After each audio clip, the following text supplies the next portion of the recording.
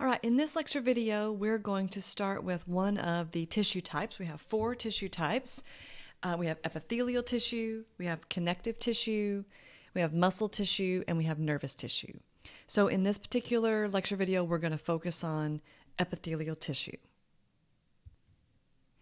Okay, let's talk about the specifics of epithelial tissue. We can call it epithelium. Where do we find it? Well, it covers the body. It lines our body cavities and our organ cavities. We'll see that it forms glands that produce secretions. We can find epithelial tissue as a single layer or as multiple layers. And so epithelial tissue typically has very little or no extracellular matrix. Now, as a reminder, extracellular matrix is the substance that is external, so outside of the plasma membrane of cells. It is usually produced by the cells living in it. Epithelial tissue typically is many cells, or the cells are closely packed together and there's very little or no extracellular matrix present. Epithelial tissue also has what we call polarity. That means the sides are different. They have an apical side or an apical surface and a basal side or a basal surface. Now, when we look at tissues, we'll point out the apical and basal surface. The apical surface is going to either face interior in the lumen or an internal body space, or it may face exterior to the external environment like in our skin. The basal surface then is going to connect the epithelial tissue to an underlying basement membrane. The basement membrane then, if the epithelial tissue is connected to connective tissue, the basement membrane then is the connection between those two tissues. Epithelial tissue is avascular. What does that mean? Well, we know what vascular tissue is, right? That's what carries our blood around our body. So we don't have blood vessels in epithelial tissue. Therefore, this tissue has to rely on diffusion of nutrients into the tissue and waste and gases into and out of the tissue. Now, because epithelial tissue is going to be on the surfaces, typically we have high cell division or high turnover rate of production of new epithelial cells. Now, I mentioned to you the apical and basal surface of epithelial tissue. So we have a couple of images here, and let me just get my pen ready so we can talk through some of this. Okay, so first of all, what we see on the left side, we see that we have a layer of connective tissue. And so in some types of tissue, this would be called the lamina propria. And then we see that in this image, we have one single layer of epithelial cells. And the layer, the side of the cells that's closest to the connective tissue would be called the basal surface of those cells. And then the surface that's then pointing either into the lumen, or exterior would be the apical surface. Now we'll look at the type of cells. Notice that this cell is labeled simple cuboidal epithelium. Later in the lecture, we're going to talk about that we can classify epithelium based on what the cell looks like and the number of layers of this tissue. But for this image, what I want you to understand is the difference between the apical surface and the basal surface. So notice we talked about the basement membrane, that the basal surface of the epithelial cell is going to be that is next to the basement membrane. And then we see that the basement membrane is what connects the epithelial cell to the underlying connective tissue. All right, so if we think about generally what functions does epithelial tissue have, what functions does this type of tissue have? Well, first of all, protection. So this kind of tissue can stretch, has to deal with abrasions. So think about your skin, the abrasions that your skin has, also like in your mouth. Chemical protection, so from chemicals entering our body either externally or internally. Physical and biological damage, so protection from all of these things. It also controls the passage of substances. So all substances that enter our body are going to cross an epithelium or an epithelial tissue. Therefore, this tissue regulates what enters and what does not. this tissue also secretes. Glands are formed by epithelial tissue, and later in the video we'll talk about different types of glands, how they're formed, how they release their secretions. Because epithelial tissue has many nerves present, they are tissues that detect stimuli. And so some of the types of stimuli that they detect are pressure, pain, and variation in temperature. Now, I mentioned to you we can classify epithelial tissue a couple different ways, and we use those in combination to name tissues. So the first way is the type of individual cell that the tissue is made out of. So there's 3 types of cells, and we'll look at those in just a minute. There's squamous. So these are flat. And if you look at an individual cell, it really looks like a fried egg, where you have the yolk in the middle, and that would be the nucleus of the squamous cell. A cuboidal cell, if you think about a cube, it's about as wide as it is tall, right? So that's about what we see with cuboidal cells. They may be a little more rounded than a square, but width-wise and height-wise similar. Columnar epithelial cells are going to be tall and thin, okay? That says taller than wide, so in other words, they're taller and thin cells. Now, we also can look at how these cells come together. Are they forming a single layer of cells? If they are, we would say that's simple, okay? So one simple layer of cells. Now, if we just think about, if we have a thin layer of cells, only one layer, and we've talked about things, everything that enters our body crosses an epithelial membrane or an epithelial tissue, then what would be the function of a single layer? Well, it would be easier for things to diffuse across a single layer of cells than multiple layers, right? So if we think about the capillaries, where we have a lot of diffusion that needs to occur, or our air sacs in our lungs, our alveoli, we need diffusion of gases to occur there. So these are made of these simple single layer epithelial tissues because of their function of greater ability for molecules to diffuse. Stratified tissues are going to have 2 or more layers of cells. So if we just predict, if we don't know anything about this other than we have multiple layers, we might predict for some reason that maybe this is going to have some greater protection, right, from abrasion or from damage. Now, pseudostratified, so this is like sort of, right? It's not really stratified, but it looks like it is.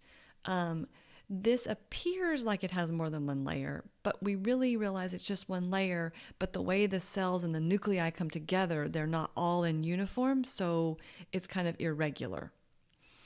Some of these cells, these pseudostratified cells, are going to be what we call ciliated. We'll look at that. So they have these projections. Remember when we talked about the cells, that cilia are microtubules that come together in great numbers, and they can work together. So in this case, in the respiratory tract, what we see is the cilia are sweeping away foreign particles with mucus up out of our lungs into our mouth.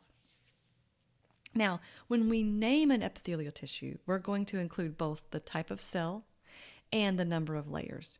So for example, if it's a single layer of the flat type of cells, we would call it simple squamous epithelium, or simple squamous epithelial tissue. Now, here is a great illustration. On the left, what we see is the simple or single layer of each of these. The squamous, which is the flat fried egg, and you can see they sort of look like that. The cuboidal are about as wide as they are tall, and the columnar are taller than they are wide, or they're tall and thin. Now notice that the simple columnar epithelium is also shown as ciliated, okay? So we'll talk about where we might find that as we go through and look at some tissues. Now, in the stratified column, we see stratified squamous, which would just be multiple layers, right, of those squamous cells, stratified cuboidal, and stratified columnar. Now, I want to point out, in a stratified tissue, stratified meaning multiple layers, it's the top layer, the top tissue layer, that type of cell is what we're going to name. So in other words, in stratified columnar, The top layer of cells of those multiple layers is going to be the columnar cells. We've already talked a little bit about pseudostratified, columnar. So as you can see, it really is only one layer, but because they're irregular and the nuclei are not all in the same position in the cells, it makes them appear as though there's more than one layer. All right, now let's dig in and talk a little more about each specific tissue, where we would find it, what its functions are.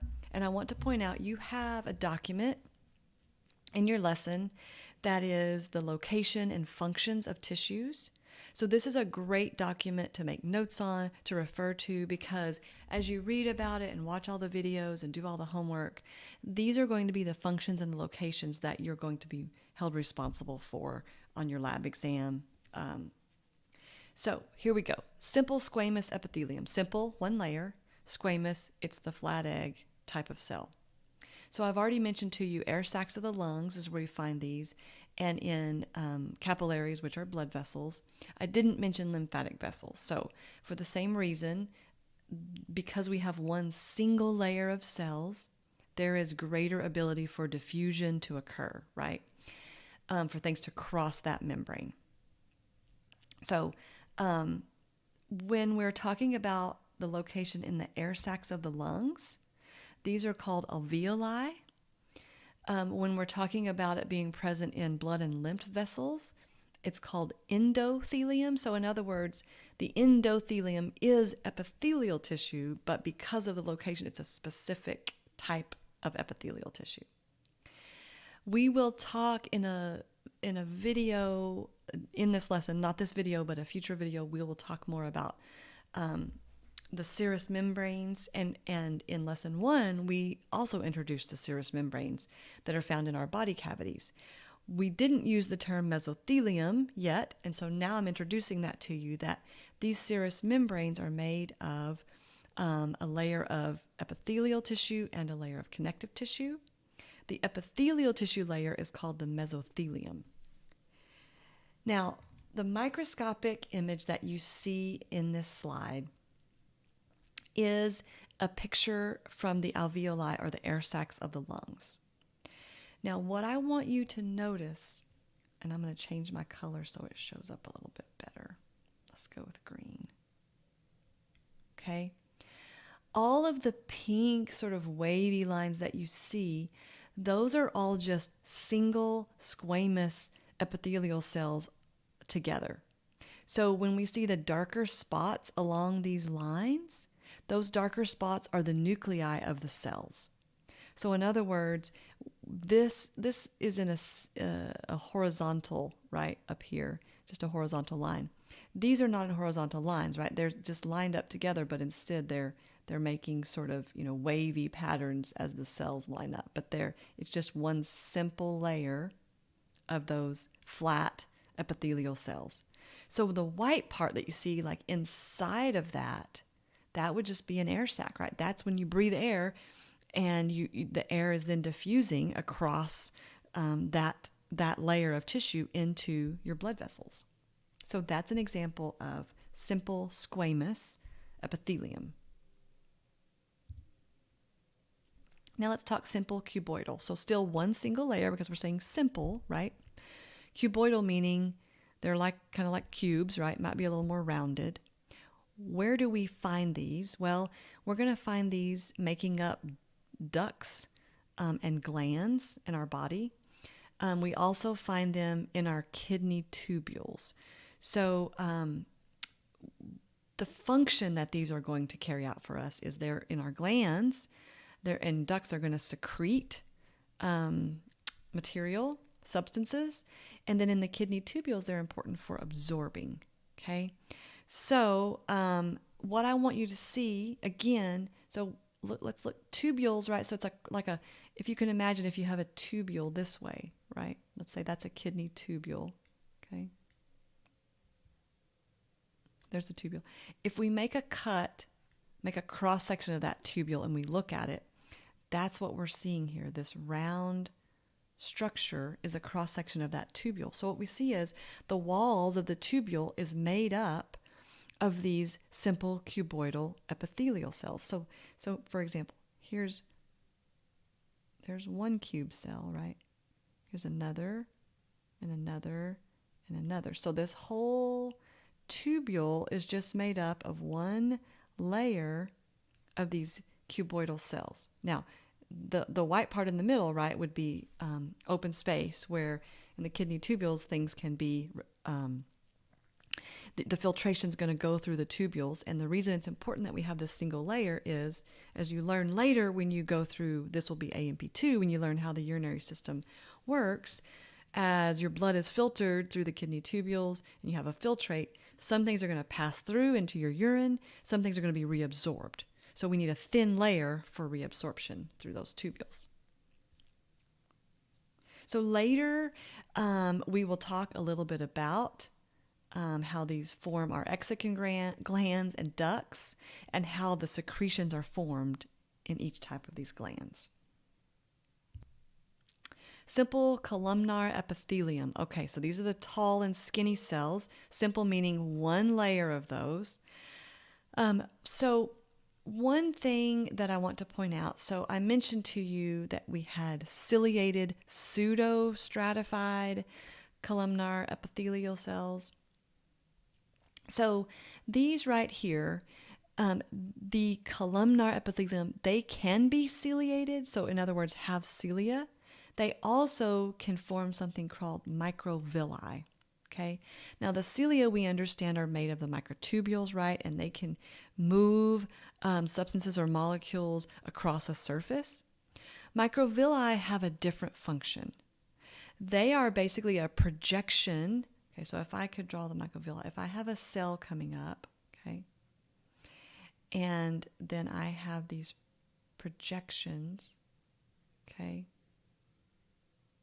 So instead of being microtubules or cilia, this is really just the plasma membrane, right, that's making these little invaginations. And what does that do? Well, it increases the amount of surface area of my plasma membrane. Why might I want to increase the surface area? Well, if I'm interested in absorbing nutrition.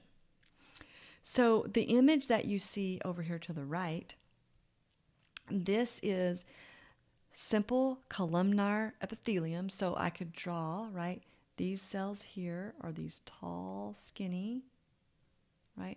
There's only one layer because we see the nucleus there, and we know they're not pseudostratified because the nuclei are appearing in just about the same spot, right? So all of this is made of simple columnar. At the very top, or at the apical side of these cells, are going to be microvilli. So the plasma membrane is going to be make these structures that we see here. And the reason is because in your small intestine, which is where this tissue was taken from, the majority of your nutrients from your food is absorbed in your small intestine. So the microvilli allow for more absorption to occur. Okay? So when we say, so the digestive tract, right, that would include the small intestine. When we say non-ciliated, right, they don't have the cilia. Instead, they have microvilli in our small intestine. Now, in our uterine tubes for females in the reproductive system, they have cilia. And again, because that's going to function to sweep molecules along the tube. So sweep the egg or the ovum into and through the tube. The bronchioles in the respiratory tract, we've already mentioned that, right? That they're going to be ciliated because they are moving contaminants, particles up with your mucus out of your respiratory system into your mouth so that you can cough that out. So I just also want to point out here that within this simple columnar epithelium, there can be the presence of other cells, additional cells, specialized cells, and in this case an example would be goblet cells. So we find goblet cells in places where there would be the need to produce mucin to protect the epithelial tissue. And so as we go through the course, we will find more examples and we'll give you more information about where you can find these goblet cells. But for now, at this slide, what's important before I put too much information here is simple is one layer. They're columnar, right? Taller than they are wide. They can be ciliated or they can have microvilli. Okay, they don't all have cilia.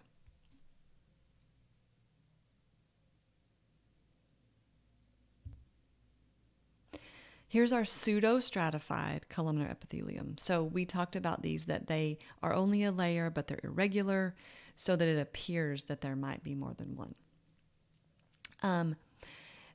All of the cells, however, are connected to a basement membrane. So remember, the basal surface, the surface of the cell that's attached to the basement membrane, they're all attached at their basal surface. These also can have specialized goblet cells in between the columnar epithelium cells. Where do we find these? We find these in the respiratory tract. We find them rarely in the urethra and the epididymis. These would be non-ciliated and there wouldn't be the need for mucin production there. Okay, so you can see in this microscopic image, you can see these sort of eyelashes or fuzzy little cilia right at the top of those cells. And you can see that the nuclei, whereas in the other simple columnar, we kind of had the nuclei all at about the same spot. We see the nuclei are all in different areas because of the irregularity of the shapes of these cells. So this particular image was taken, this tissue was taken from a tracheal tissue. So we can see the cilia present in the trachea tissue. All right, so those were our simple examples. Now we're moving to stratified. So we have 2 or more layers of tissue.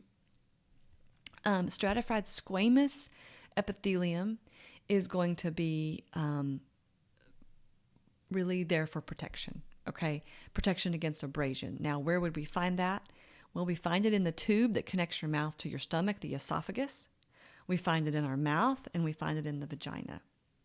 Now, remember, we have multiple layers, okay, so that means stratified, but we name the type based on the top layer. So if the top layer is squamous, then we would call it stratified squamous, okay? Now, when we're talking about stratified squamous epithelium, we can have 2 types. We can have keratinized.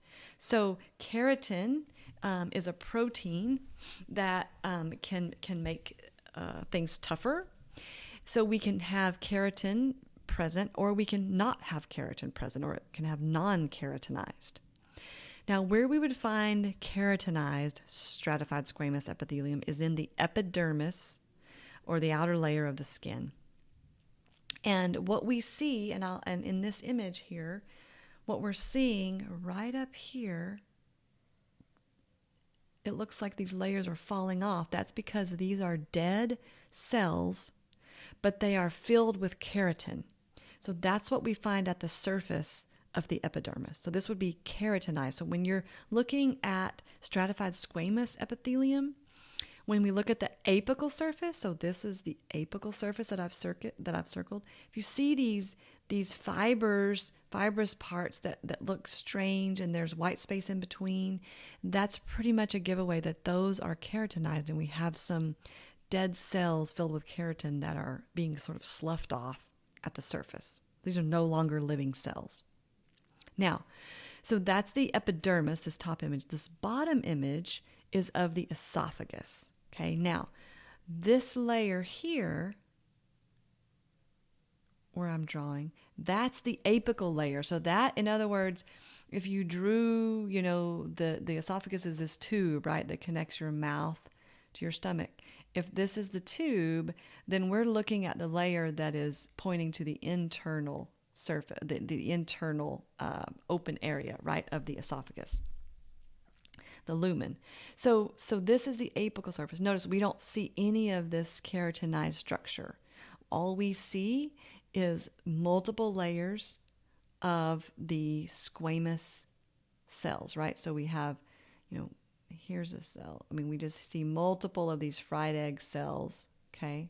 Now notice as we get down, many layers down here, maybe it doesn't appear quite as much like a squamous shaped cell. But remember, when we have multiple layers, that means stratified, and we look at the top layer of cells to see how we're going to name that tissue. So definitely these cells are squamous. So this would be non-keratinized, stratified squamous epithelium.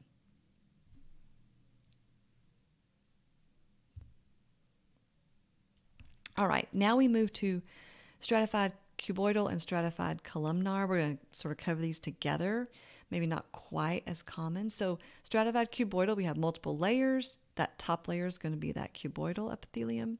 Stratified columnar, same thing, but we have the columnar cells. Where do we find the stratified cuboidal? So specifically, some specific type of glands: sweat glands, salivary glands, and mammary glands. Where do we find the stratified columnar? Well, the urethra and the ducts of a few glands. So the other interesting thing, so the conjunctiva, the tissue at the eyes, we're going to find some columnar epithelial there. All right. Transitional epithelium. So this is only really found in the urinary system. So the bladder, the urethra, and the ureters. The point of transitional epithelium is that it needs to have the ability to stretch and relax. So in other words, this tissue transitions between a distended or stretched state and a relaxed state. So if you think about your bladder, right, when it's full and when it's empty, there's going to be some stretch there, and it needs to return back to the relaxed state.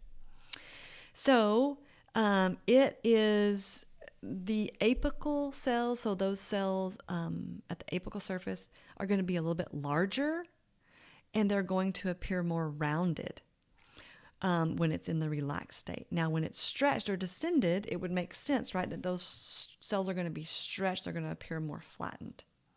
Now, one thing that you can notice with transitional epithelium is that some of the cells may have more than one nucleus. They may be binucleated, bi meaning two. So again, the only place we're going to find this is in the urinary system. All right, I mentioned that we would talk specifically about glands for a little while. So what do we mean by a gland?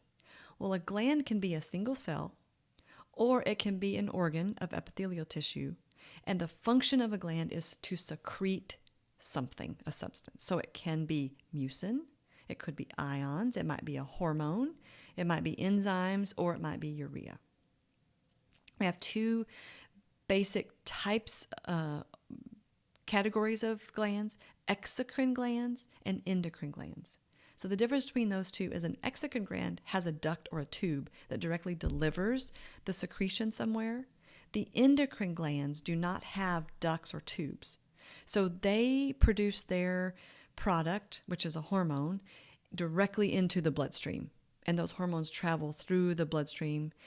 Those are chemical messengers that the cells that they target are going to have receptors for those specific messengers. So we're going to focus mostly on the exocrine glands right now. And so example, sweat glands, salivary glands, mammary glands. The goblet cell is an example of a unicellular gland, so a single cell that secretes a product. These technically don't have a duct, but they are located right on the surface. Therefore, they just secrete their product onto the surface of the tissue.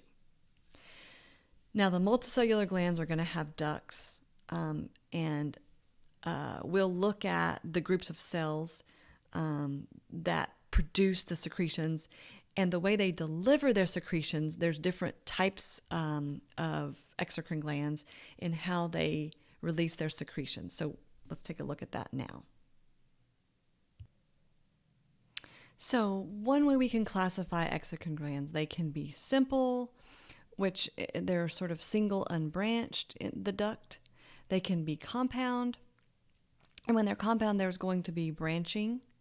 They can be tubular, meaning they have sort of the same or uniform diameter, and they can be acinar, which means they're going to form sacs. So notice in this figure to the right, we have surface epithelium, right, made of epithelial cell, epithelial tissue. Then we have the glandular cells, right, that are going to be responsible for producing what's going to be secreted. Now, the three types of glands are based on their method of secretion, so how they release their secretion. So the first, the Merocrine glands, these are going to package the secretion into vesicles. Remember, vesicle is sort of they package it in a membrane, and they're going to release these by the process of excitosis. So if you remember excitosis, essentially that vesicle is going to travel, it's going to fuse with the plasma membrane, and then when it does, as it fuses, those molecules, the secretions, are then released externally. Excuse me. In this process, because they're just creating vesicles, the vesicles are being released by exocytosis, there is no damage that occurs to the cell. Where are the Merocrine glands found? So lacrimal in your eyes, salivary, sweat, gastric glands in your stomach, and in your pancreas. Now we have apocrine glands. So in this case, what we have is a portion of these cells. So the apical side, the apical portion of the cell is actually going to pinch off. That's where the secretions are going to be located. So because that happens, right, part of the cell then is being released, so the cell will have to be repaired. Where do we find this? In mammary glands, in specific kinds of sweat glands that we call apocrine sweat glands. These are typically found in your armpit or your axillary region and in your genital areas. And it's because the type of secretions that are produced are lipid-rich. And the reason sometimes they are known to cause an odor is because the bacteria that feed off of that particular type of secretion. Then we have holocrine. These are, the whole cell is going to rupture in order to release the secretion. So in other words, basically the secretion is released when the cell dies through apoptosis. Where do we find these? So in our skin, our sebaceous glands, those that produce oil for us, are going to be this type of exocrine gland. All right. Thanks for joining, and I'll see you next time.